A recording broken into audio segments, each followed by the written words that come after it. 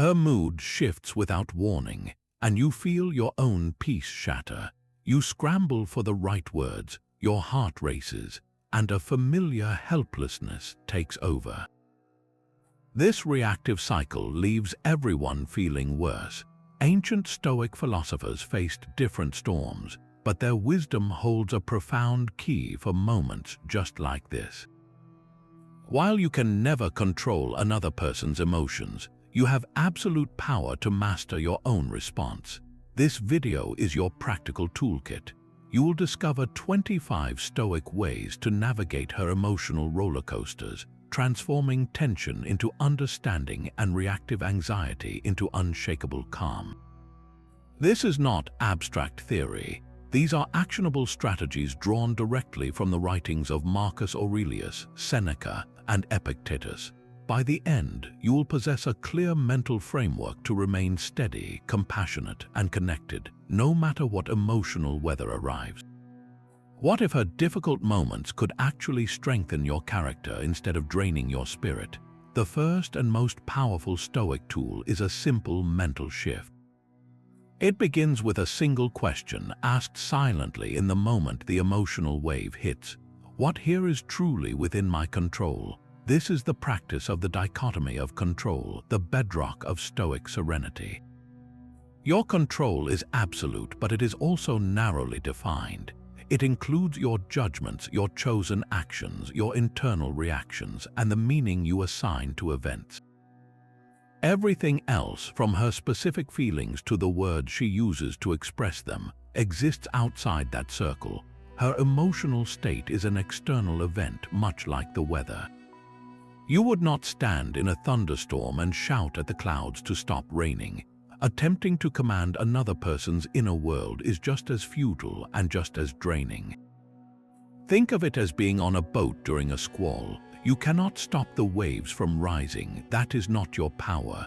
Your power lies in learning how to steady the vessel, how to adjust the sails, and how to keep a firm hand on the rudder. Your focus shifts from the uncontrollable storm outside to the entirely controllable skills of navigation within. So when her mood shifts, your first internal move is this act of categorization. Is this my responsibility to fix? No. Her feelings are hers to experience. Is my response my responsibility? Absolutely. That is my domain. This mental sorting does something remarkable. It instantly deflates the anxiety of needing to have the perfect solution. It halts the frantic internal script where you scramble to say the magic words that will make everything better. You are freed from an impossible task. Instead of trying to calm the ocean, you begin the work of becoming a better sailor. Your energy is no longer wasted on the futile. It is conserved for the meaningful, for what you can actually do. You can choose to listen without being swept into the drama. You can offer a calm presence instead of a panicked reaction. You can maintain your own inner peace, which becomes a silent anchor for you both. This is not indifference. It is the profound understanding that the only emotional roller coaster you are ever required to ride is your own. This mental shift sounds simple, but in the heat of the moment, it requires a deliberate practice. Let's make it concrete. The next time you feel that familiar tension rise, that urge to fix or defend or flee, you initiate a 3-step internal protocol. First, you pause. This is non-negotiable. You insert a single breath of space between her emotion and your reaction. In that quiet gap, you ask the clarifying question. Is this her emotion or my reaction? Separate the external event from your internal landscape. Her frustration is hers. Your rising defensiveness is yours. Her sadness belongs to her. Your impulse to dismiss it because it feels uncomfortable, that belongs to you. This simple act of sorting is like turning on a light in a dark room. You see the boundaries clearly. The second question follows. What part of this is truly mine to manage? The answer is always the same, and it is incredibly freeing. Your only task is to manage your next action. Not her mood, not the outcome of the conversation, but the very next thing you choose to do or say. This narrows your focus from an overwhelming situation to a single, manageable point of control. Finally, you consciously direct your energy toward that one virtuous action. Your virtue, in the Stoic sense, is your excellence of character. So you ask, what would a calm, compassionate, and rational person do right now? The answer is rarely a grand gesture. It might be to listen without interrupting, to offer a glass of water and a quiet presence, or to gently say, I need a moment to collect my thoughts. Can we pause for 5 minutes? Your internal script becomes your anchor. You repeat it to yourself. My role is not to calm this storm for her, but to ensure my own boat remains steady. By focusing on your own steadiness, you accomplish something paradoxical. You become a safe harbor. Your calm does not escalate the situation. It provides a silent invitation for the emotional waves to settle. You are no longer adding fuel to the fire with your own anxiety. You are simply holding space, grounded in the understanding that you are only responsible for your half of the interaction. This is how theory becomes action. You move from being a passenger on her roller coaster to being the steady operator of your own state. That pause you create is the entry point for the second way, which is to cultivate a specific kind of emotional distance. The Stoics called this apatheia, a word that sounds dangerously close to apathy, but means something entirely different. Apathy is a cold lack of care, a withdrawal from feeling. Apatheia is a state of freedom. It is freedom from being ruled and overwhelmed by the destructive passions that cloud judgment. It is the mental space that allows you to see the situation clearly, so you can choose your response with wisdom, not with panic. Think of it this way: her emotional output is like a strong radio signal being broadcast. Your emotional input is your own receiver. Without apatheia, your receiver is wide open, tuned directly to her frequency, and the signal overpowers your own internal station. You get swept into the static. Cultivating this distance means installing a filter on your receiver. You acknowledge the signal is there. You can even understand its content, but you prevent it from hijacking your entire system. You create a small, crucial buffer between what she is feeling and what you absorb. How do you build this buffer in real time? One powerful technique is to shift your perspective. Mentally step back and view the interaction as if you were a third person in the room, a calm and neutral observer. What do you see? You see one person experiencing a strong emotion. You see another person, you, listening. From this balcony view, the drama loses its gravitational pull. You are no longer trapped in the eye of the storm. You are watching the weather pattern from a place of safety. You can see her distress without becoming distressed yourself. Another method is to invoke an inner mentor. Ask yourself, how would a figure known for profound calm, like Socrates or Marcus Aurelius himself, observe this moment? They would not take the emotion personally. They would see it as a human being experiencing a temporary storm of passion, a natural phenomenon to be met with understanding, not with a matching storm. This distance is not a wall. It is the space necessary for genuine compassion to operate. Reactive contagion is when you catch the emotion like a virus and reflect it back, amplifying the chaos. Compassionate response is when you witness the emotion from a place of stability, and from that stable ground you can extend a hand. You cannot be an anchor if you are also being tossed by the same waves. By creating this inner separation, you become that anchor. You can say, I hear this is really difficult for you right now, and your tone carries calm, not matching frustration.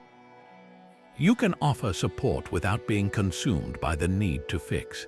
This emotional distance is what allows you to truly be present for someone, because you are no longer fighting for your own emotional survival in the process. You hold your ground, and in doing so, you provide the solid ground she may desperately need. That emotional distance gives you the clarity to see a deeper truth about the storm itself. It is always temporary. This is the third way, the practice of remembering impermanence, and it is tied to a beautiful Stoic idea called amor fati, the love of fate. Amor fati is not about enjoying pain or pretending hardship is pleasant. It is about accepting every single moment, every single event as a necessary part of the fabric of your life. You embrace it because it is what is happening, and your only real choice is how you meet it. When you apply this to her emotional state, it transforms your entire perspective. Her anger is not a permanent declaration of war. Her sadness is not a bottomless pit. Her anxiety is not a life sentence. These are passing weather patterns in the landscape of her mind. Just as a thunderstorm does not mean the sky is broken, her emotional intensity does not mean your relationship is. Think of your own emotional life. Recall a moment of white-hot frustration from last week or a spike of anxiety from yesterday. Where is that intensity right now? It has passed, it dissolved, replaced by other thoughts, other feelings. Her internal world operates by the same universal law of change. Nothing, especially a heightened emotional state, lasts forever. The Stoics saw this as a fundamental principle of nature. Marcus Aurelius constantly reminded himself to view all things as fleeting, like leaves blown by the wind. When you internalize this, you stop seeing her emotion as a catastrophic event you must immediately stop. You'll begin to see it as a process you can witness with patience. This mental shift is activated by a simple, ancient phrase: "This too shall pass." You do not say this to her. That would likely escalate things. You say it silently to yourself as a mantra. Her voice is raised. This too shall pass. She is withdrawn and silent. This too shall pass. The tension in the room feels thick enough to cut. This too shall pass. This internal affirmation does something powerful to your nervous system. It reduces the primal urge to escalate, to fight fire with fire, or to frantically try to fix something that is already in motion. You are no longer trying to stop a river. You are simply standing on the bank, knowing it will eventually flow into a calmer sea. Your job shifts from crisis manager to compassionate witness. You can offer a steady presence precisely because you know the storm has a natural end. This acceptance of life's natural ebbs and flows makes the present moment infinitely more bearable. You are not waiting for the bad feeling to be over so your life can resume. You are understanding that this, right now, with all its difficulty, is your life. And you can meet it with grace. Amor fati asks you to find the value even here. What is the value in this difficult moment? It is an opportunity to practice your patience. It is a chance to strengthen your resolve to remain kind when kindness is hardest. It is the raw material for building your own unshakable character. By loving this fate, this challenging interaction, you disarm it of its power to derail you. You stop resisting reality and start working with it. Her emotional roller coaster becomes less of a threat and more of a training ground for your own soul. Knowing the storm will pass gives you patience, but how do you prepare for its arrival? The Stoics had a powerful exercise for this very purpose, a mental training called premeditatio malorum, or the premeditation of evils. This sounds grim, but its purpose is the opposite of grim. It is a practice of inoculation, of building emotional immunity before you need it. You do not dwell on disasters out of fear. You rehearse challenges to disarm them of their surprise and their power to control you. The goal is to move from being a reactive passenger on life's journey to becoming its prepared navigator. So how do you apply this to her emotional landscape? You set aside quiet time, perhaps a few minutes each morning, to deliberately and calmly contemplate specific scenarios. You do not wait for the tense moment to figure out how to act. You train for it in advance. Ask yourself direct, practical questions. What if she comes home visibly upset from a difficult day at work? What if a long-planned weekend outing suddenly triggers her anxiety? What if a sensitive topic arises during a conversation and her tone shifts from calm to defensive? You do not just ask the question and feel dread. You move into a detailed mental rehearsal. You visualize the scenario with as much sensory detail as you can. See the expression on her face, hear the tone in her voice. Feel the initial jolt in your own chest, that old familiar urge to tense up or retreat. Then, and this is the crucial step, you visualize your ideal Stoic response. You see yourself taking that deep, deliberate pause. You feel your shoulders relax as you remember the dichotomy of control. You hear yourself speaking with a calm and steady tone, offering a simple, supportive statement. That sounds like a really tough day, I'm here, or it's okay to feel anxious about this. Let's talk through what might make it easier. You are not scripting her lines, you are programming your own. You are building neural pathways for composure. By repeatedly walking this mental path, you are doing the emotional equivalent of a fire drill. When the alarm sounds in real life, you do not freeze in panic. Your body and mind recognize the terrain. You have been here before in your imagination, and you have already practiced the exit strategy. Your reaction shifts from one of startled shock to one of practiced virtue. The event loses its capacity to hijack your higher thinking because you have already mapped out your response. This practice transforms potential triggers from unexpected ambushes into familiar territory you know how to cross. Seneca wrote that we suffer more in imagination than in reality, and this exercise proves his point. By voluntarily facing these possibilities in the safe space of your mind, you drain them of their latent anxiety. The unknown becomes the previewed. When reality unfolds, even if it is difficult, it carries the strange comfort of the familiar. You can meet it not as a catastrophe, but as an event you have already thoughtfully considered and for which you are spiritually prepared. This is how you stop being caught off guard and start being consistently grounded. Mental preparation builds your resilience, but resilience is only proven in the moment of action. This brings us to the fifth way, which is to shrink your entire world down to a single, manageable point. Forget the swirling chaos of her emotions, the history of the argument, or your fears about the future. Your only task is to identify and execute the next right action within your sphere. The Stoics called this your sphere of choice or your proherses. It is the one domain where your authority is total and unchallengeable. After you have paused, created distance, and remembered the storm will pass, you must answer the most practical question of all. What is the one next thing I can do right now that aligns with my best character? This question is a lifeline. It pulls you out of the overwhelming narrative and into a concrete, immediate step. The action itself is almost always small, simple, and humble. It is not a grand speech to resolve everything. It is the physical manifestation of your inner virtue.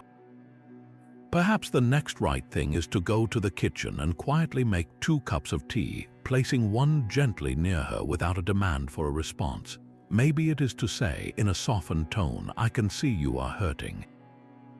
I am right here. It could be to simply sit in the same room, offering a silent, non-anxious presence instead of filling the air with nervous chatter or solutions. The key is that the action is entirely within your control. You can choose to make the tea, you can choose to modulate your voice, you can choose to sit down and breathe steadily. You cannot choose whether she drinks the tea or softens in response to your words or begins to talk. Those outcomes exist outside your sphere. This is the subtle but monumental shift. The Stoic goal is not to achieve a specific emotional result in another person. That is a recipe for frustration because it places your sense of accomplishment in a realm you do not govern. The Stoic goal is to perform the virtuous action itself. Your success is measured solely by the integrity of your choice, not by its external effect. Did you act with kindness? Did you act with patience? Did you act with courage by staying present when you wanted to flee? If the answer is yes, then you have succeeded completely, regardless of how the situation appears to unfold. This transforms the entire dynamic. You are no longer a negotiator trying to broker an emotional peace treaty. You are an artisan carefully crafting your own response. The raw material is the difficult moment. Your tools are your virtues. Your finished product is the action you take. Her reaction is not part of your craftsmanship, it is merely the environment in which you are working. This focus liberates you from the exhausting business of emotional management and returns you to the grounding work of character building. Each time you choose the small, right action, you are not just navigating a moment, you are strengthening a muscle. You are wiring your brain to default to virtue under pressure. Over time, these accumulated choices forge an identity. You become the person who remains calm. You become the person who offers quiet support. You become the person whose inner peace is not contingent on the weather outside. So when the next wave of emotion arrives, your internal compass does not point toward fixing her. It points directly, unerringly, toward the next right thing you can do. And in that focused action, you will find a stability that no emotional roller coaster can ever shake. Your next right action is often to do nothing at all, at least nothing active. It is to simply listen. But this is a specific kind of listening, a discipline the Stoics would recognize as an exercise in virtue. Way 6 is to practice deep listening without the compulsion to fix. Most of us listen with a hidden agenda. We listen to gather information so we can formulate our response, our solution, our defense, or our counterargument. Our minds are not truly with the speaker, they are already in the future, crafting the next thing we will say. This is solution-oriented listening, and in the face of strong emotion, it almost always fails. It fails because the person expressing emotion is rarely asking for a technical solution in that moment. They are asking, often wordlessly, to be seen and understood. The Stoic alternative is presence-oriented listening.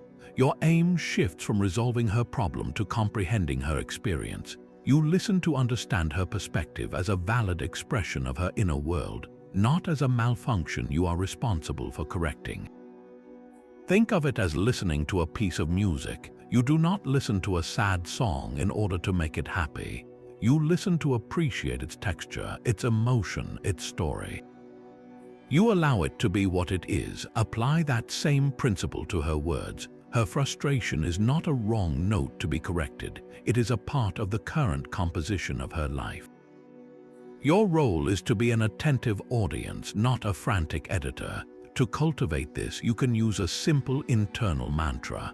My job is to witness, not to judge or repair. Silently repeat this to yourself as she speaks. It alleviates the immense pressure to have all the answers. It frees your mind from the exhausting task of mental problem solving and redirects your energy to the simple, profound act of receiving. Your body language softens because you are not tensed to spring into action. Your eyes remain on hers because you are not looking away to search your mental database for advice. You might nod or offer small verbal acknowledgements. I hear that, that makes sense. I can see why you would feel that way. These are not agreements with every detail, they are validations of her human experience. The magic of this approach is that by relinquishing the need to fix, you often create the conditions where genuine resolution becomes possible. When a person feels deeply heard, their defensive walls often lower. The emotional charge begins to dissipate on its own, simply because it has been allowed to exist without resistance. Connection is forged in that space of shared understanding, not in the delivery of a perfect solution. Deep listening is in itself a powerful and virtuous action. It is an act of generosity, of patience, and of courage. It requires you to set aside your own ego, your own need to be the hero of the story, and to simply be a compassionate companion in hers. In doing so, you offer something far more valuable than a quick fix. You offer the unshakable proof that she is not alone. Deep listening grounds you in the moment, but sometimes the emotional intensity is so thick it feels like the only reality. In those moments, you need a tool to shatter that illusion, to regain a true sense of scale. The seventh way is to consciously adopt the view from above. This is a classic Stoic visualization, a mental exercise that acts like a pressure valve for overwhelming situations. When you feel the walls of the room closing in with tension, you deliberately pull your perspective back far beyond the confines of the argument. You start by visualizing the room you are in. See the two of you there in the midst of this charged exchange. Then, in your mind's eye, you rise. You see the building from above, then the neighborhood, then the entire city sprawled out like a map. You keep going. The city becomes a speck on the coastline, the continent a shape on the glowing blue marble of the planet. The Earth itself shrinks to a pale blue dot, swirling in the immense black silence of the solar system, a single star among hundreds of billions in the galaxy. You hold that cosmic perspective for a breath, then you bring your awareness back down through all that vastness right back into the room. The emotional conflict is still there, but something fundamental has changed. It has been recontextualized, seen against the backdrop of continents and cosmic time. The urgent problem of a misunderstood comment or a moment of frustration is revealed in its true proportion. It is not nothing, but it is also not the center of the universe. It is a small, temporary event happening between two tiny, fragile beings on a speck of dust, both of whom will be gone in the blink of a cosmic eye. This is not meant to make your lives seem meaningless. The opposite is true. It makes your choice of how to act in this fleeting moment profoundly meaningful. But it drains the false urgency, the catastrophic thinking that says this argument will define everything forever. The heat of the emotion cools because you have introduced the chill of infinite space. The volume of the conflict turns down because you have heard the silence of the void. You can practice this in real time. When you feel your own anger or anxiety rising, you take a slow breath and perform the mental zoom. It takes only seconds. You do not need to close your eyes. You simply remember your place in the cosmos. From that vantage point, ask yourself a simple question. Does this feeling, as powerful as it is, truly warrant shaking my inner peace? Does this disagreement merit the cost of our shared tranquility? The answer that arises from the view from above is almost always a gentle, humbling no. The drama loses its grandiosity. It becomes a manageable human moment, not an epic battle. This perspective also fosters a deep, shared humility. You are not opposing forces, you are allies on the same tiny, fragile spacecraft hurtling through the dark. How foolish it seems to waste your precious, limited voyage in a state of bitter conflict. The view from above does not solve the practical issue, but it solves the emotional crisis around it. It returns the situation to human scale, where it can be addressed not as a war, but as a navigational adjustment between two fellow travelers. It is the ultimate reminder that while your feelings are real, they are not the final measure of reality. There is a larger, quieter, more enduring world, and you can choose to anchor yourself there, even as the smaller waves crash around you. The view from above gives you cosmic perspective, but your distress is still triggered right here in the split second you interpret her tone. This brings us to the eighth and perhaps most transformative way, which is to rigorously check your impressions. The Stoics had a precise word for this, phantasiae, meaning the initial mental images or judgments that flash into your mind the moment you perceive something. Their core insight was radical. We are disturbed not by events themselves, but by the judgments we attach to them. Your suffering begins not with her raised voice, but with the story you instantly tell yourself about what that raised voice means. Let's break down the sequence. The event is neutral. She speaks with volume and intensity. That is raw data, a pattern of sound waves. Then, in a millisecond, your mind applies a judgment.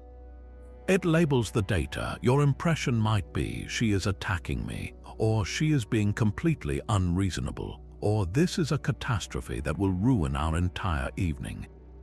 It is that second step, that automatic judgment, that floods your body with adrenaline, tightens your chest, and primes you for a fight or flight response.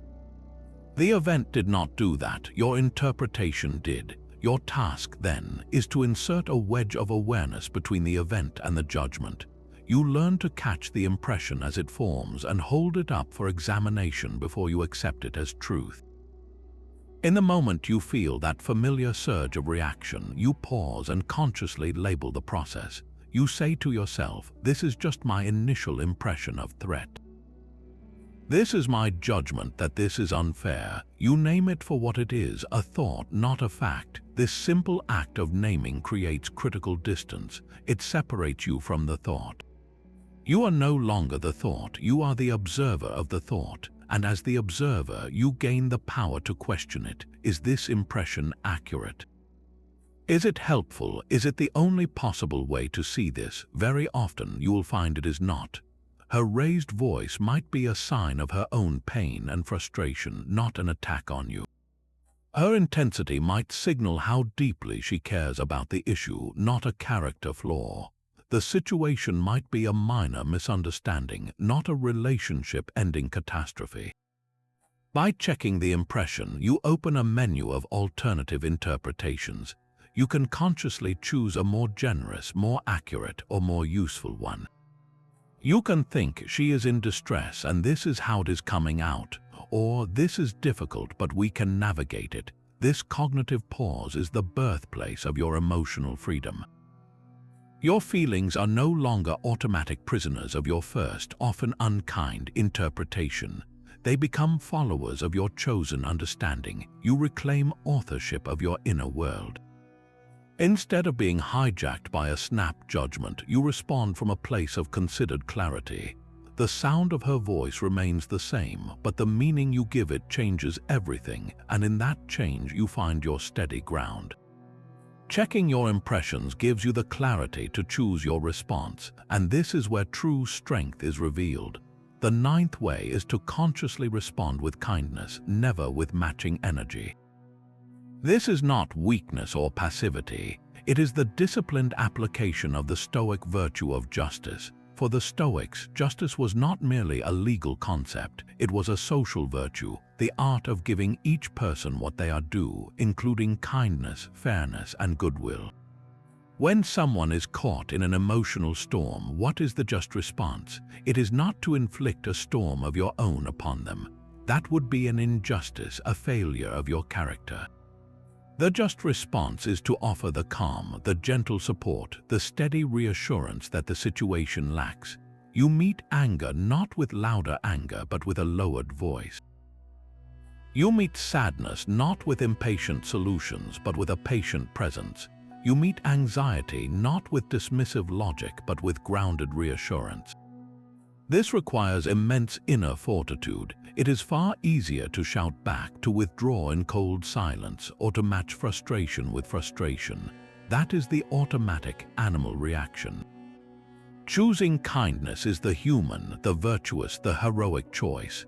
Marcus Aurelius wrote a powerful line to himself in his private journal. The best revenge is to be unlike him who performed the injury. He was not talking about literal revenge. He was describing a moral victory. When faced with harshness or emotional injury, the most powerful countermove is to refuse to become like the source of that pain.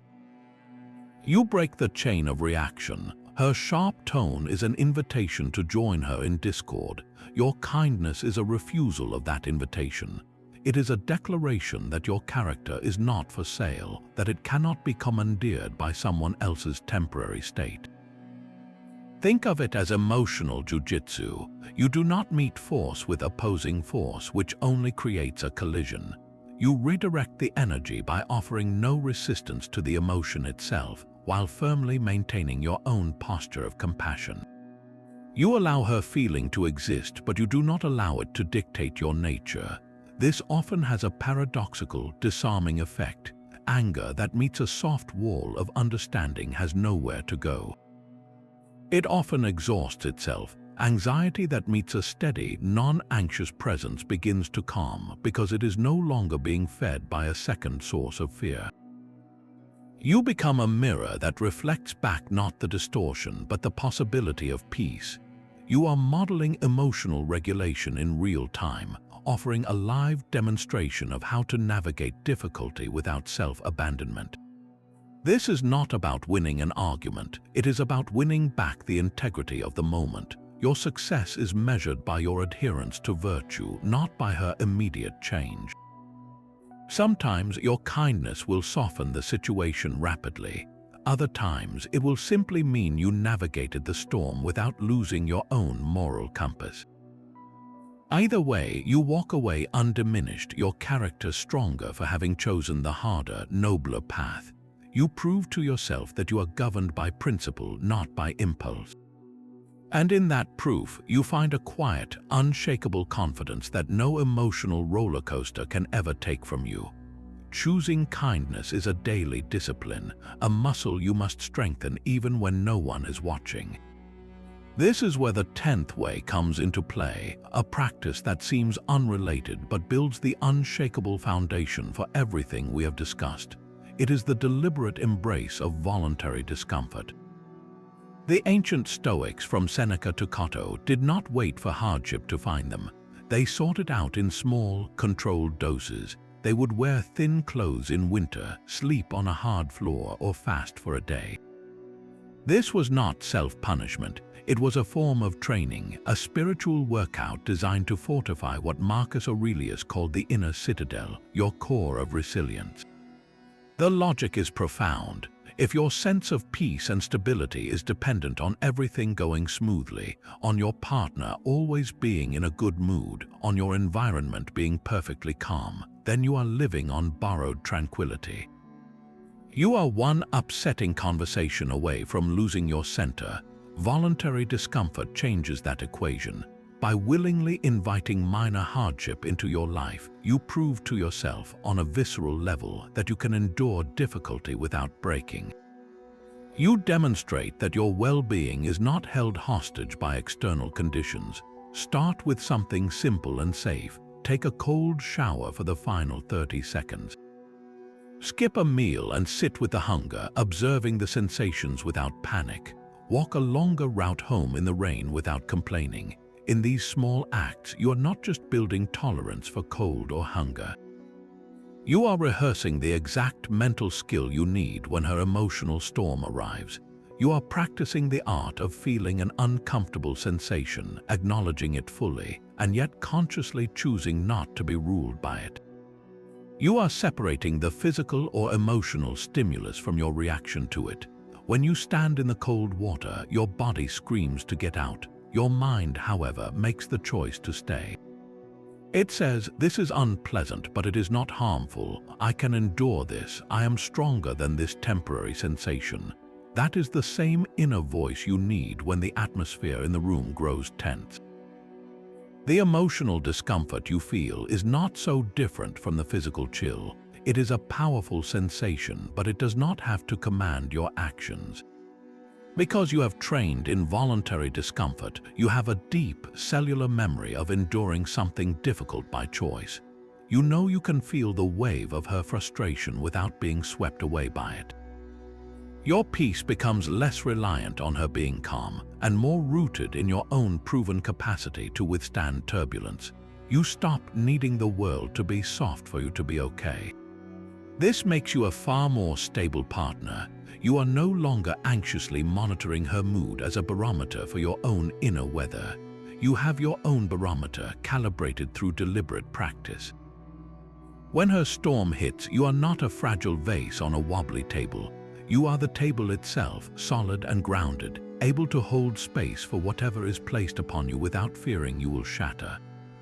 This resilience, forged in small, voluntary challenges, becomes your greatest gift to the relationship, allowing you to offer a calm harbor precisely when it is needed most. That resilience you build is the foundation for a deeper question of identity. Who are you in the midst of this emotional turbulence? The Stoics offer a profound answer through the concept of roles or personae. Every one of us plays multiple parts in life, and your peace comes from playing your assigned roles with excellence, regardless of how others perform theirs.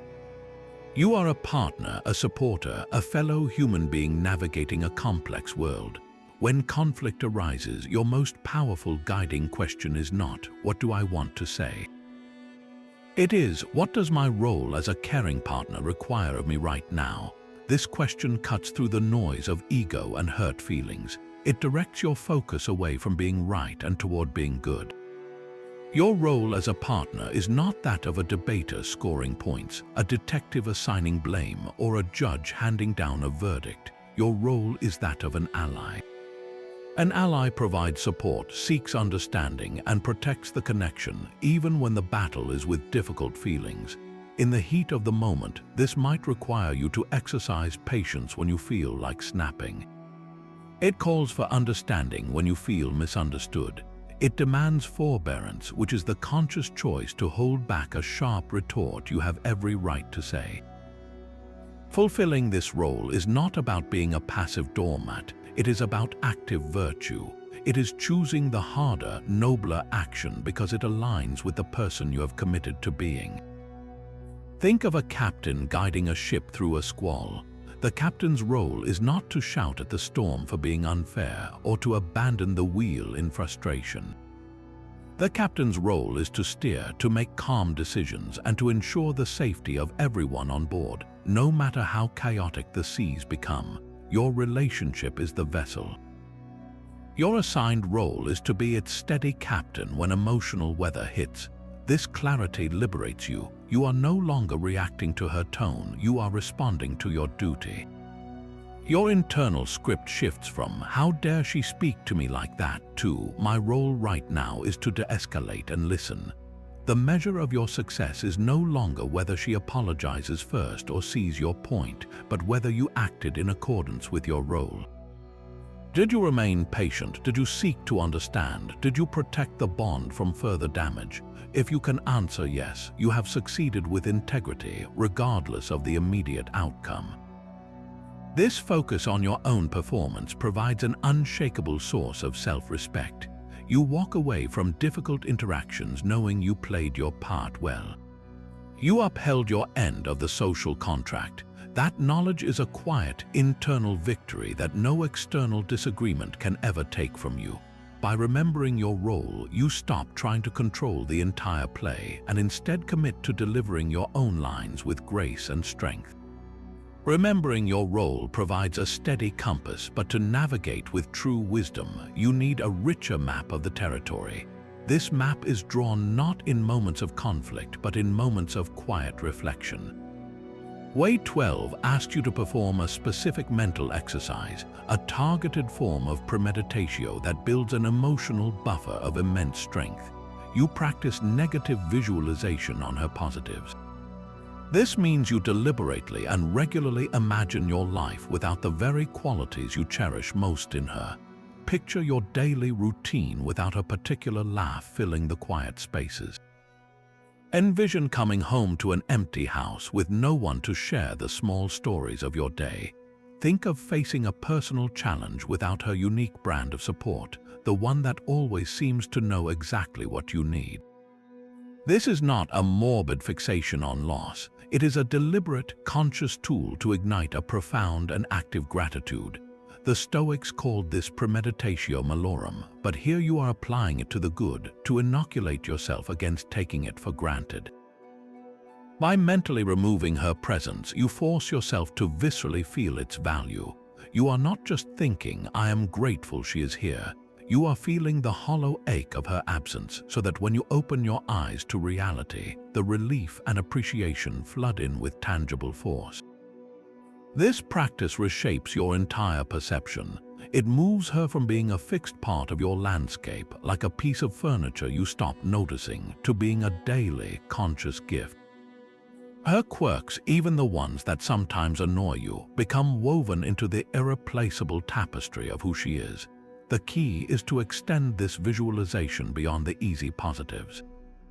Do not just imagine life without her kindness. Imagine it without her fierce independence, even when that independence sometimes feels like distance. Imagine it without her passionate intensity, even when that passion flares into frustration.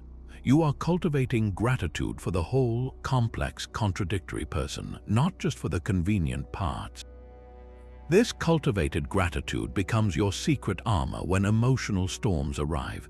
When her difficult mood surfaces, that deep-seated appreciation is already there, a quiet background hum in your mind. It allows you to see the moment with heartbreaking clarity. This is not an adversary attacking you. This is the person you cherish, the one whose absence you just imagined as a profound loss, currently experiencing a struggle. Her frustration is not a character flaw suddenly revealed. It is a temporary cloud passing over the sun of a person you have chosen to value in her entirety. The sharp comment is not a dagger aimed at you, but a cry of pain from someone you are fundamentally grateful to have in your life. This perspective is transformative. It tempers your own reactive frustration because you are no longer seeing an isolated negative event. You are seeing a beloved human being having a hard time. Your internal dialogue shifts from, "Why is she doing this to me?" to, "How can I support the person I am so lucky to have?" The emotional charge dissipates because you are responding from a place of abundance, not scarcity. You are acting from a reservoir of thankfulness, not from a deficit of patience. This practice does not mean you become a passive recipient of poor treatment. It means your interventions come from a place of love and protection for the relationship, not from a place of personal offense or wounded pride. You are defending the connection you're grateful for, not just defending your own ego. By regularly rehearsing her absence, you ensure you never forget the staggering privilege of her presence in all its beautiful, challenging human complexity. And from that place of remembering, every interaction, even the difficult ones, is infused with a deeper, more resilient kind of grace. Gratitude softens the heart, but the mind still needs a precise tool to intercept the thoughts that cause pain. This is where the Stoics introduced a formal mental discipline, a two-step internal protocol they called the discipline of assent. Your peace hinges entirely on mastering this sequence. The first step is automatic and unstoppable. An impression flashes into your awareness. It is a raw, initial interpretation of an event. You hear a sharp tone, and the impression forms, "She is disrespecting me." You send a text that goes unanswered for hours, and the impression whispers, "She is ignoring me to hurt me." These impressions are not facts. They are your mind's first, often ungenerous draft of reality. They arrive with the force of truth, but they are merely suggestions. The critical second step is where your power resides. This is the moment of assent. Assent is your conscious agreement, your endorsement of that initial impression as accurate. It is the internal nod that says, "Yes, that is what this means." The untrained mind gives its assent instantly and reflexively. The impression arises, and without a moment's pause, you believe it, you fuse with it. That belief then triggers the entire cascade of emotional and physiological reactions: the hurt, the anger, the defensiveness. The Stoic discipline is to insert a deliberate pause between step 1 and step 2. You learn to catch the impression, and instead of automatically agreeing, you withhold your assent. You treat it as a hypothesis to be examined, not a verdict to be accepted. This is the core of your emotional sovereignty. In that pause, you regain your freedom to choose what this event will mean. So when the impression, "She is doing this to hurt me," arises, you consciously stop. You label it. That is an impression of intentional harm. You do not fight it or suppress it. You simply hold it at arm's length and scrutinize it. Is this the only possible explanation? Almost never. Now you actively propose alternative, more charitable or more neutral judgments. Perhaps she is preoccupied with her own private struggle and is not even aware of how her behavior is landing. Maybe she is exhausted and her patience is simply spent. Could it be that her tone is a reflection of her fear, not her contempt for you? By generating these alternatives, you break the tyranny of the first draft. You realize your initial impression was just one story among many possible stories, and likely not the most accurate or useful one. You then consciously choose to give your assent to the interpretation that is both more plausible and more conducive to peace. You decide, "I will proceed as if she is having a hard time, not as if she is attacking me." This mental pivot changes everything.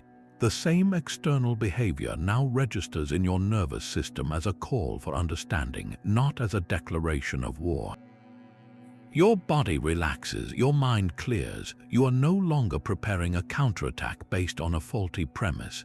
You are preparing a response based on chosen wisdom. This discipline requires constant, gentle repetition.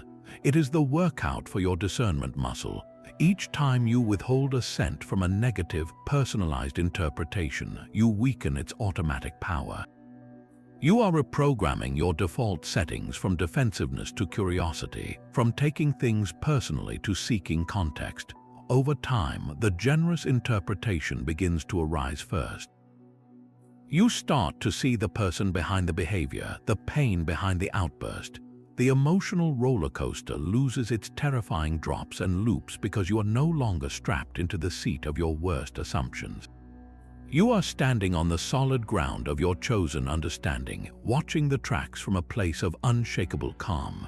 Mastering the discipline of ascent is how you stop the internal war, but there is a bolder, more transformative step waiting beyond that piece. The 14th way is to actively find the lesson in the obstacle. Every single emotional challenge she presents is not a random disruption of your tranquility. It is a deliberate, personalized invitation to the Stoic gym.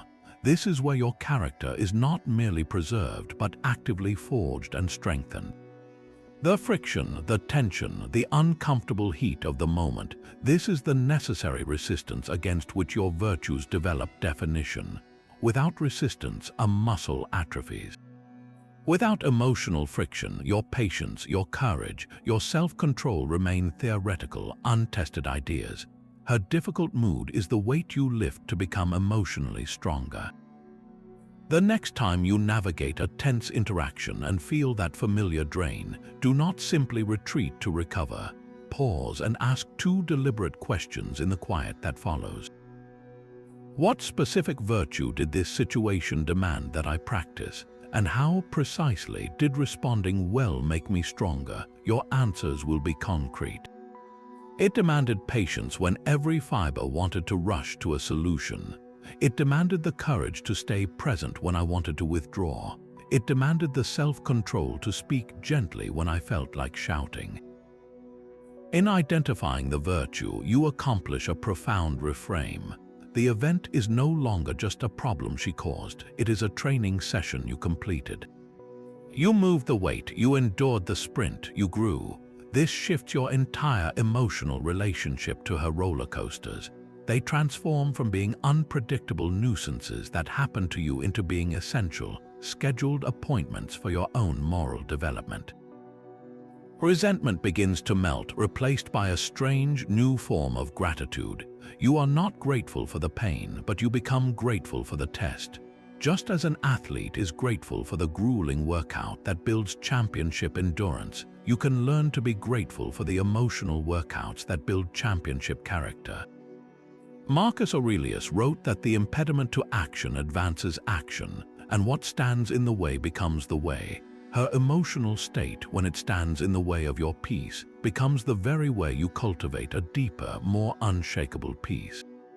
You stop seeing her as the source of your distress and start seeing the situation as the raw material for your excellence. This perspective is liberating. It means no experience with her is ever wasted.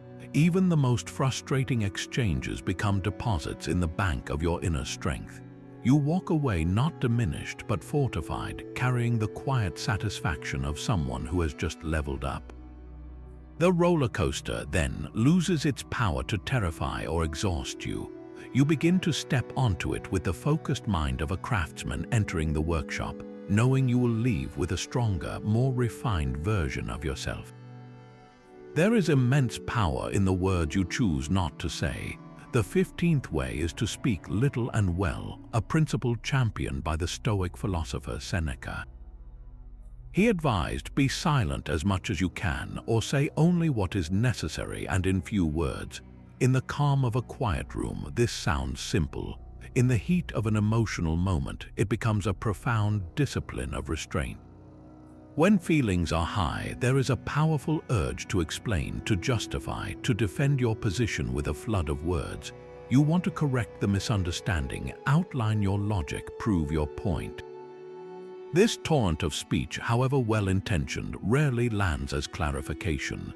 It lands as counterfire. Your verbose defense becomes a new wave of energy crashing against her own, creating a chaotic swell where no one can be heard.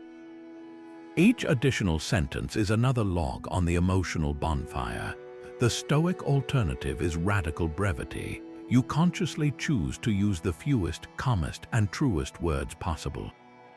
Your goal shifts from winning the argument to preserving the peace and your own integrity. This is not about withholding communication out of spite. It is about understanding that in stormy moments, less is infinitely more. A long, detailed explanation requires the other person to be in a state of calm receptivity, which by definition they are not. A short, clear statement requires nothing from them but to be heard. So what does speaking little and well look like in practice? It means when met with a burst of frustration, you do not launch into a point-by-point rebuttal. You might simply say, in a steady tone, "I hear how upset this makes you." That is it. You have acknowledged her reality without agreeing or disagreeing with its content. You have validated the feeling without escalating the debate. Or, if you feel your own emotions rising and know you cannot speak with virtue, you use the powerful, concise exit. "I need a few minutes to collect my thoughts. Can we pause?" This is not running away. It is a strategic retreat to higher ground, preventing the exchange of words you will later regret. These short phrases are like dropping an anchor. They do not fight the waves, they simply hold position, creating a stable point in the chaos. The space created by your silence or your few words is where emotions can begin to settle on their own, without the additional noise of commentary. You allow the storm to expend its energy against the steady shore of your calm, rather than fueling it with your own windy reactions. Speaking little and well protects you from the regret of harsh words spoken in haste, and it protects the relationship from scars that lengthy, heated arguments can leave behind. Your silence, when chosen wisely, is not empty. It is full of respect for her process and for your own principles. Silence holds a mirror, and in its reflection you must have the courage to look. After the emotional waves have receded and the quiet returns, the most productive work begins. The 16th way is to rigorously examine your own contributions. This is the practice of Stoic self-examination, a nightly review not of her actions but of your own. It moves you from the role of a critic observing the play to that of a lead actor reviewing your own performance. The question is not, "What did she do wrong?" The question you must ask with brutal honesty is, "What did I bring to this? Did my tone, my timing, or my choice of words add fuel to the fire? What unmet expectation or personal trigger of mine got activated and clouded my judgment?" This is not an exercise in self-blame or accepting fault for things outside your control. It is the practice of taking radical responsibility for your half of the dynamic, the only half you have any authority to change. Imagine two dancers in a tense, awkward routine. You can spend all your energy analyzing your partner's missteps, her timing, her force, but you will remain stuck in the same clumsy pattern. The moment you shift your focus to your own posture, your own footwork, your own lead or follow, everything changes. You are no longer a passive victim of the dance. You are an active participant with the power to alter its flow. So after a difficult interaction, you sit with yourself. You replay the scene not to rehearse your grievances, but to audit your virtues. Where did my patience break? Did I listen to understand, or only to prepare my rebuttal? Did I speak from a place of calm principle, or from a place of wounded pride? You are looking for the specific points where your own inner turbulence met hers and created a storm.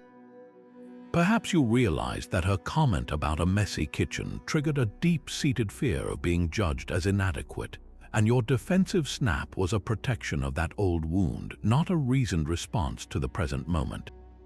Maybe you see that your insistence on logically solving her emotional problem was really your own anxiety seeking a quick exit from discomfort.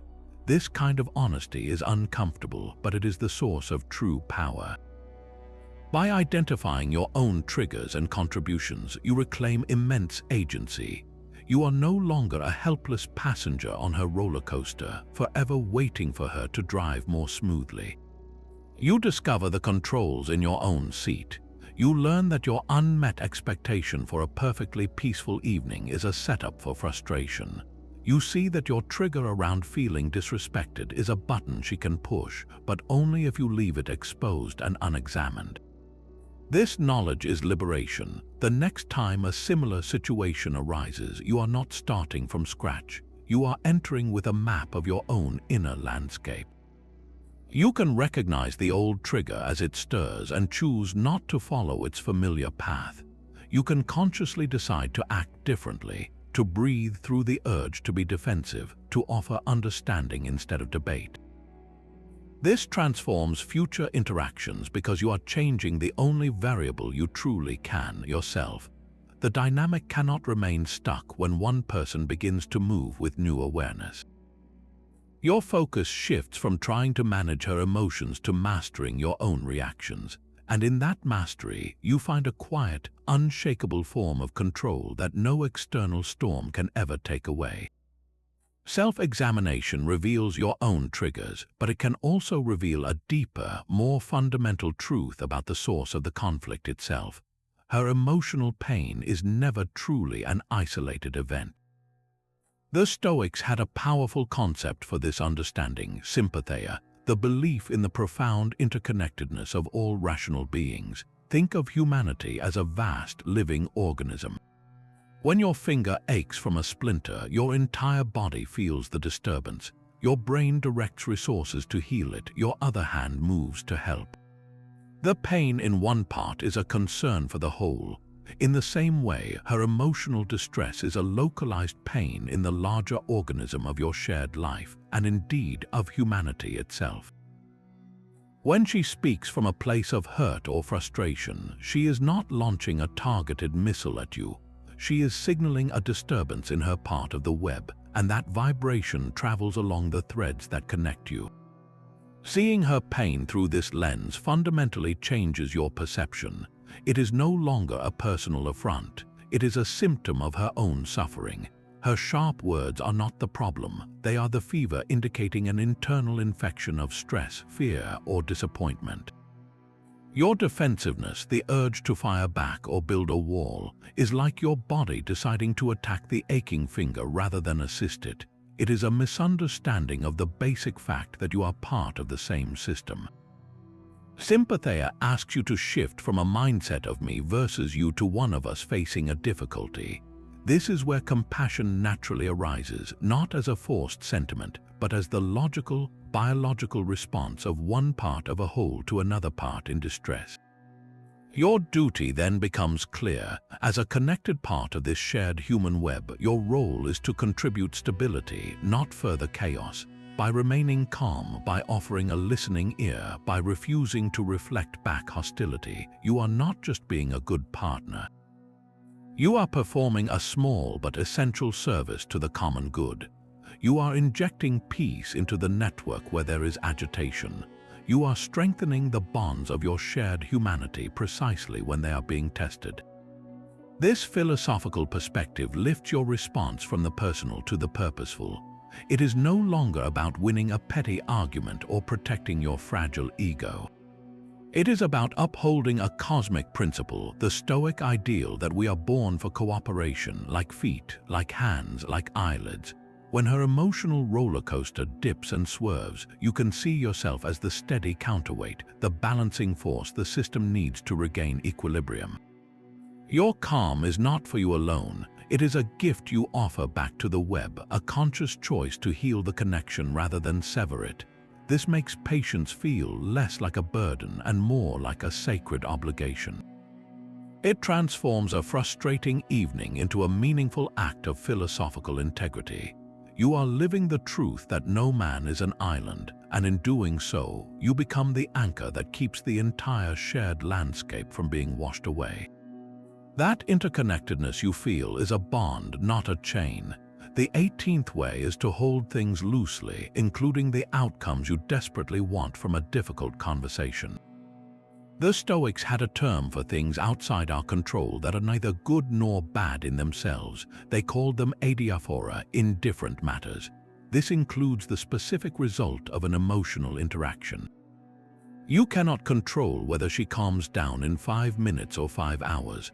You cannot mandate that she sees your perspective or offers an apology on your timeline.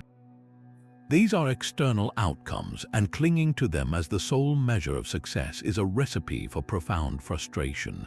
Your attachment to a particular how and when for resolution is like holding a bird in your hand. If you clutch it tightly, desperate to keep it, you will crush it. If you hold your hand open, allowing it the freedom to stay or fly, you create the only condition where a genuine connection can truly land. Your task, therefore, is not to engineer a peaceful outcome. Your task is to act with virtue in each present moment. Your success is defined by the integrity of your actions right now, not by the emotional state she is in 10 minutes from now. Did you listen with patience? Did you speak with kindness? Did you maintain your own calm? If you did, you have already succeeded, regardless of whether the conversation ended with a hug or with a tense silence. This detachment from results is not cold or uncaring. It is the ultimate form of respect for her autonomy and the natural flow of emotions. You are allowing her process to unfold at its own pace without your anxious interference demanding it hurry up and be over so you can feel better. Think of it as planting a seed. Your virtuous actions are the seed you plant in the soil of the moment. You water it with your consistency and your calm. But you cannot dig it up every hour to check if it has sprouted. You cannot pull on the tiny shoot to make it grow faster. You must trust the process and tend to your own gardening. By releasing the white-knuckle grip on the outcome, you do something miraculous. You allow peace to exist independently of the external circumstance. Your inner tranquility is no longer held hostage by whether she is still upset. You can be at peace because you acted well, not because she finally acted the way you wanted. This transforms waiting from an anxious vigil into a patient, grounded state of being. The frustration melts away because you are no longer fighting against reality. You are working skillfully within it, one virtuous moment at a time. Humor can be a surprisingly potent Stoic tool, a gentle pressure release valve for a situation grown too tense. This is the 19th way to use humor with careful intention. The Stoics were not grim ascetics devoid of joy. Seneca himself wrote extensively on the importance of lightening the spirit. The right kind of humor does not mock her pain or dismiss her feelings. Instead, it offers a subtle, shared reminder of our common, often ridiculous, humanity.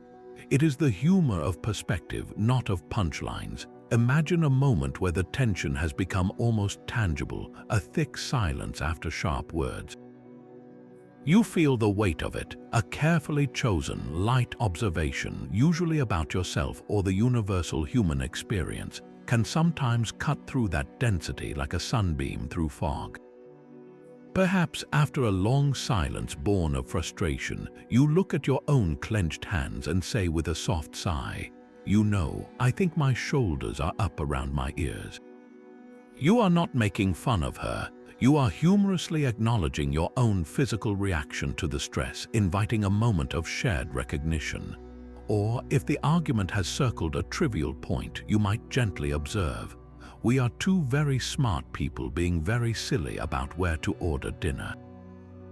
The goal is never sarcasm, which is humor's corrosive cousin. Sarcasm says, "You are foolish." Gentle, stoic humor says, "Look at us being human, isn't it strange?" This kind of humor accomplishes something profound.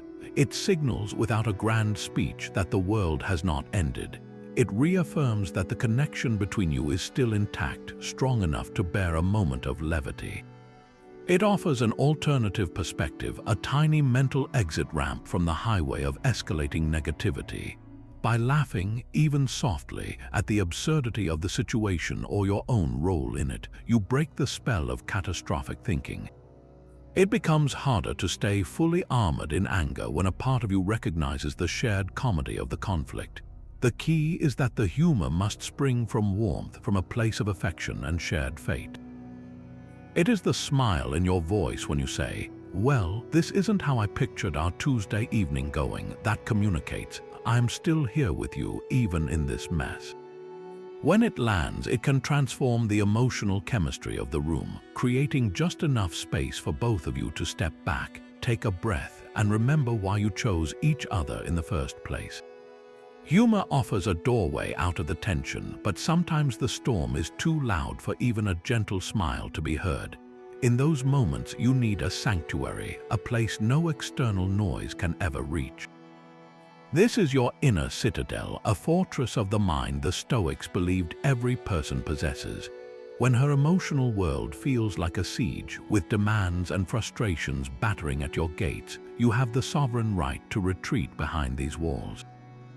This is not running away from the problem or from her. It is a strategic withdrawal into the one territory where you are the absolute ruler, the quiet center of your own being.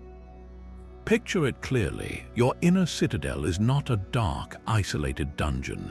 It is a sunlit courtyard at the heart of a well-defended keep. The high walls surrounding it are built from your practiced reason and your core principles.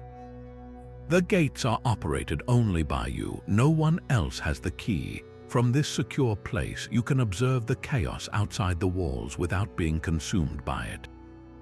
You can hear the shouting, see the turmoil, but within the citadel, there is only the calm sound of your own breath and the steady light of your judgment. To enter it, you perform a simple internal act. You close your eyes for a moment, or you simply turn your gaze inward. You consciously pull your awareness away from the external trigger, the heated words, the tense body language, and you direct it to the sensation of your feet on the floor, the rhythm of your heartbeat, the solid fact of your own existence. You remind yourself of your foundational truths. I am not my emotions, I choose my actions. My worth is not determined by this moment. You are not hiding. You are regrouping. You are allowing the primal, reactive part of your brain to settle so that the wise, governing part can resume command. From this place of regained sovereignty, you can look out at the situation with new eyes. The question shifts from "how do I make this stop" to "how shall I, from my center, choose to meet this?" The answer is always found in your virtues. What would patience do now? What would courage look like in this instance? The inner citadel is where you access those answers, free from the distorting fog of panic. After even a minute within its walls, you can choose to re-engage. You open the gate and step back out, not as a reactive participant, but as an emissary from your own peace. You carry the calm of the citadel with you. Your voice is softer, your posture more open, your listening more attentive, because you are no longer fighting for survival. You are acting from a place of chosen strength. This retreat and return is the ultimate act of self-governance. It proves that your stability is an inside job, a fortress no emotional roller coaster can ever breach. Your inner citadel is a refuge, but it is built one brick at a time through daily discipline. The 21st way is to anchor your entire practice in the rhythm of morning and evening meditations. This is not about emptying your mind, but about actively preparing and reviewing your character. Think of it as the daily training regimen for the emotional athlete you are becoming. Each morning, before the day's demands rush in, you sit in quiet reflection. You do not simply hope to be patient later, you pre-commit to it. You deliberately bring to mind the kinds of challenges you might face, including the possibility of her difficult mood.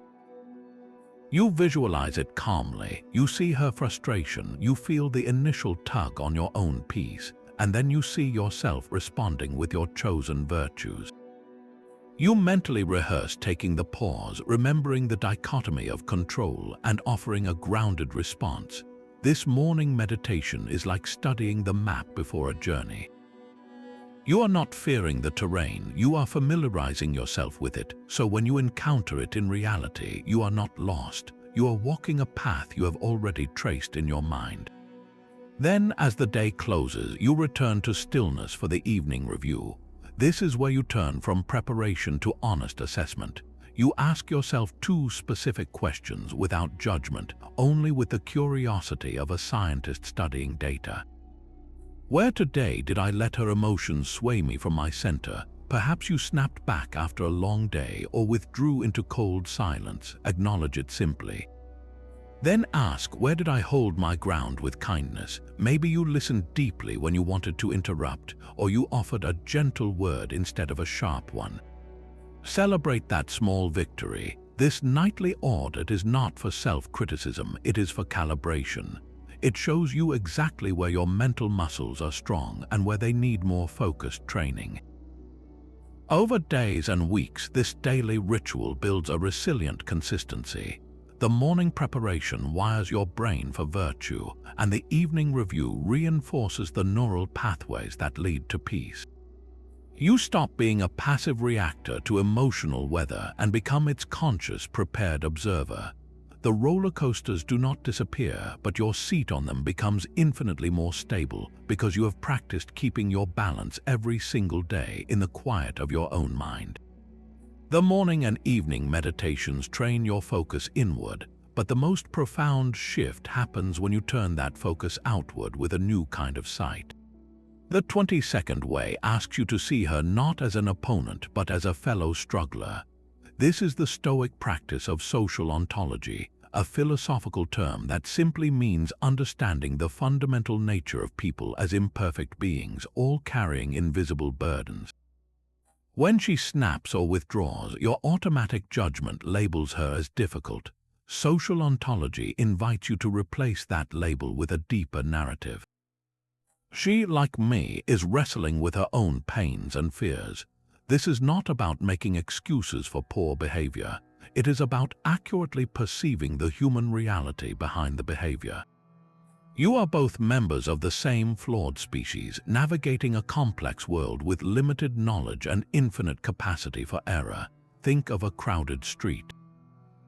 You see a stranger bump into someone and walk away without an apology. Your first impression might be, what a rude person. But if you could see the invisible weights they carry, the story changes. Perhaps they just received devastating news and are in a daze of grief. Maybe they are consumed by a panic attack and literally cannot see the people around them. Their action is the same, but your understanding of its origin transforms your judgment from condemnation to a somber recognition of shared suffering. Apply this lens to her. Her sharp tone is not a weapon chosen to hurt you. It is the sound of her own internal friction, a pain or a fear rubbing against the world, and you happen to be the nearest surface. Her emotional withdrawal is not a calculated punishment. It is a retreat into a private bunker where she is licking wounds you may know nothing about. When you truly internalize that she is, first and foremost, a human being in the midst of her own struggle, her actions stop feeling like personal attacks. They begin to feel like distress signals. This empathetic perspective is the ultimate antidote to taking things personally. You realize her emotional expression is far more about her internal weather than it is about you. You are not the cause of the storm, you are simply the landscape it is currently passing over. This does not mean you become a passive doormat for poor treatment. It means your interventions are guided by diagnosis, not by retaliation. You respond to the pain, not just to the symptom. Instead of thinking she is being impossible, you can think she is having an impossible time. That subtle shift in your internal language changes everything. Your posture softens, your voice finds a different register, one of curiosity rather than confrontation. You might ask, that sounds like it comes from a really hurt place, instead of, why are you yelling at me? This practice roots your compassion in the bedrock of shared humanity. You are not looking down from a place of perfected calm to pity her turmoil. You are looking across from one struggling soul to another, acknowledging that you both have bad days, both carry fears, and both sometimes express those burdens in ways that miss the mark. Seeing her this way makes patience feel less like a burden and more like a natural extension of your own humanity.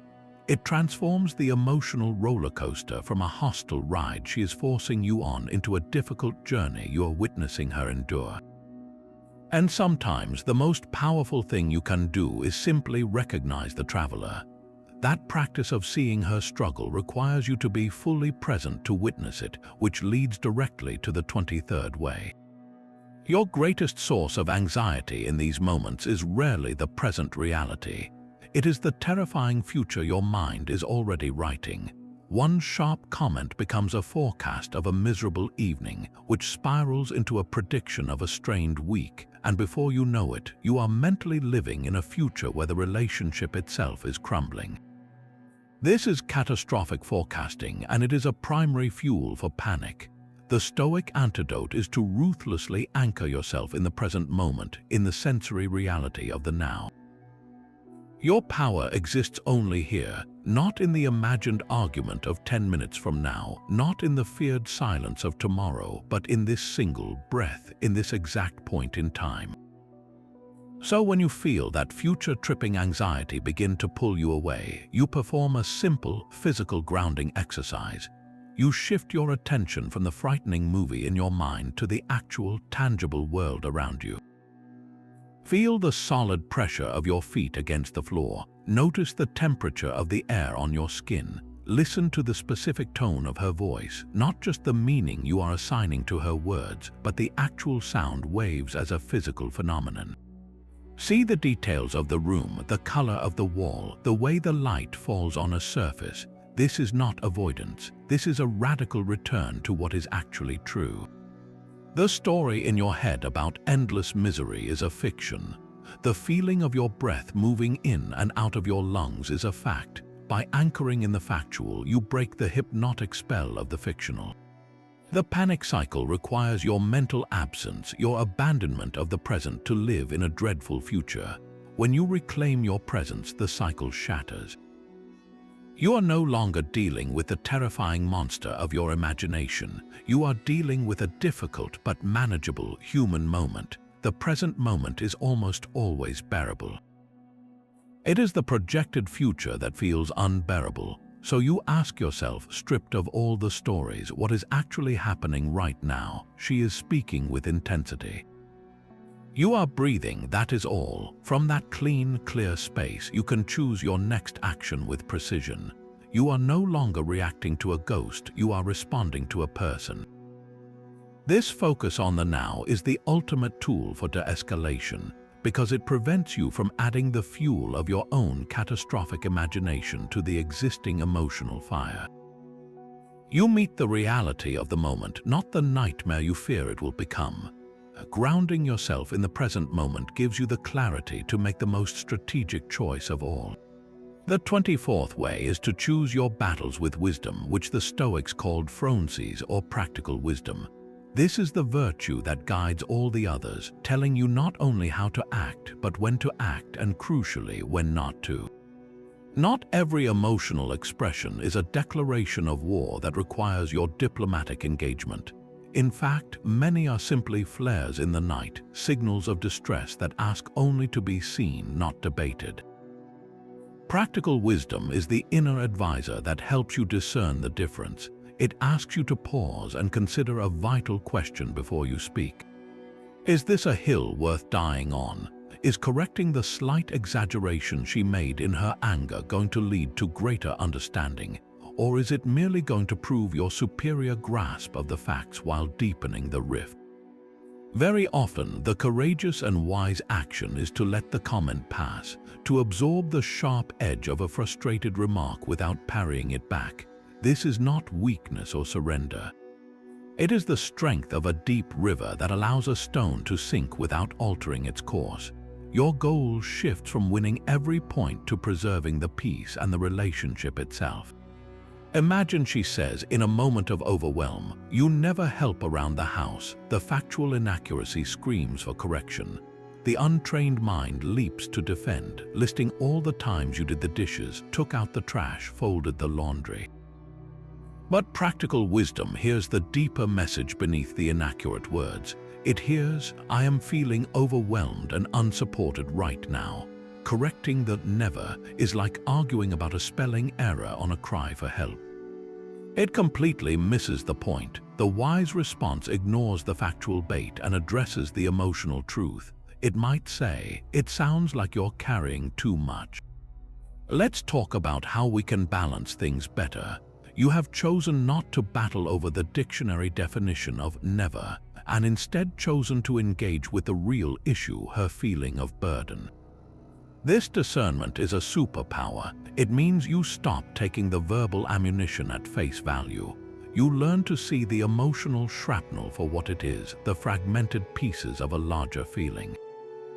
Your job is not to examine each piece and prove it is not yours, but to recognize the explosion that created them. Virtuous disengagement looks like this. You hear a hurtful comment, you feel the sting, and you consciously decide not to return fire. You might simply say, "I'm sorry you're feeling that way," and let the silence that follows be a space for cooling off, not for escalation. This is often the harder path because our pride wants vindication, but wisdom knows that many battles are illusions. Winning an argument while losing the connection is a Pyrrhic victory, leaving you the lonely king of a scorched emotional field. Practical wisdom constantly weighs the cost. Is the temporary satisfaction of being right worth the long-term damage to the trust between you? Almost always, the answer is a quiet, steadfast no. By choosing your battles with this sober clarity, you conserve your emotional energy for the moments that truly matter, the core issues of respect, kindness, and shared values. You become a guardian of the peace, knowing that sometimes the strongest stance is not a counterattack, but a calm, unshakable refusal to enter the fray. Choosing your battles wisely leads you to the final and most profound way, which is to love the human, not just the emotion. This is the highest expression of Stoic love, a concept the Greeks called agape, a principled, unconditional goodwill directed toward the essential nature of the other person. It means you consciously wish for her good, for her flourishing according to her own rational nature, not merely when she is pleasant or agreeable, but consistently as a matter of your own character. Your love becomes anchored not in her temporary emotional states, which are as changeable as the weather, but in her core humanity, her fundamental capacity for reason, growth, and virtue. This is what it means to see the person behind the storm. When her emotions are turbulent, your love is not withdrawn because it was never conditional on her being calm in the first place. It is based on something far more enduring, the simple, staggering fact that she is a conscious, feeling, struggling being, worthy of respect and care by her very existence. This love is your ultimate anchor. In the midst of the most chaotic emotional seas, you can return to this bedrock truth. I love this person, and loving her means wishing for her good, even when her own behavior seems to work against it. This does not mean you become a passive enabler of poor treatment. Principled love is active and discerning. It sometimes looks like holding a boundary with gentle firmness because allowing destructive behavior is not for her good. It might look like saying, "I love you and I cannot engage when voices are raised. Let's try again when we can both speak calmly." That statement comes from love for her rational self, not from reaction to her emotional self. You are appealing to the best in her, even when the worst is on display. This love transforms your role from that of an emotional weather vane, spinning with every shift in her mood, to that of a lighthouse. A lighthouse does not curse the storm for being dark and violent. It does not try to calm the waves. It simply stands firm and emits a steady, reliable beam, a fixed point of orientation for any ship that has lost its way. Your agape love is that beam. It says through your calm presence and consistent actions, "I see you, I am here." This difficulty does not erase your worth or my commitment to your growth. This is how you handle the roller coaster, not by trying to control the ride, but by becoming the unwavering landscape it travels through. You love the rider, not the twists and turns. When you anchor yourself in this way, you achieve something miraculous. You free yourself from the exhausting transaction of emotional bartering, where your peace is traded for her pleasantness. Your inner stability becomes a gift you give to yourself and a foundation you offer to the relationship. It is the final, unshakable Stoic step where all 25 ways converge into a single, quiet truth. True strength is not found in avoiding the storm, but in learning how to stand within it, loving steadfastly and remaining unmistakably, unbreakably yourself. This journey began with a simple, painful truth. Her emotional storm could shatter your peace, leaving you both lost in the wreckage. We have traveled a long path since that starting point, moving step by step from reactive entanglement to the steady ground of proactive virtue. These 25 ways are not a manual for managing her, suppressing her feelings, or molding her into a calmer version of yourself. That is an impossible and unjust task. Every single strategy here has one true aim: to fortify you, to build an inner citadel so resilient that no external weather, no matter how fierce, can threaten its foundations. The goal is not to control the roller coaster. It is to ensure you are so securely seated in your own character that the twists and turns no longer terrify you. True strength, as the Stoics taught, is never found in loud opposition or forceful correction. It is found in the quiet power of a calm, compassionate response. It lives in the pause you take, the impression you check, the kind word you choose when a sharp one would be easier. This is the real transformation, from seeing her emotions as a problem to solve, to seeing your own response as the arena where your character is forged. Now the philosophy must become practice. This week, do not try to implement all 25 ways at once. That is a recipe for overwhelm. Instead, choose just one or two that resonated most deeply. Perhaps it is the simple act of asking, "What here is within my control?" the next time you feel tension rise. Maybe it is committing to the evening review, honestly assessing where you held your ground or where you slipped. Or it could be the deliberate practice of seeing her as a fellow struggler, not an opponent. Take that single tool and use it with intention. Observe the subtle shift it creates, not in her but in you. Notice the space that opens up, the fraction of a second where you choose your response instead of being hijacked by reaction. That small space is where your freedom grows. We would love to hear about your experiences. In the comments below, share which practice you are trying and what you are discovering. Your insights help build a community of thoughtful, resilient people. If you found this toolkit valuable, subscribe for more practical Stoic guidance for navigating the complexities of modern life. Remember, as the old saying goes, you cannot calm the storm. That was never your power, but you can always learn to dance in the rain.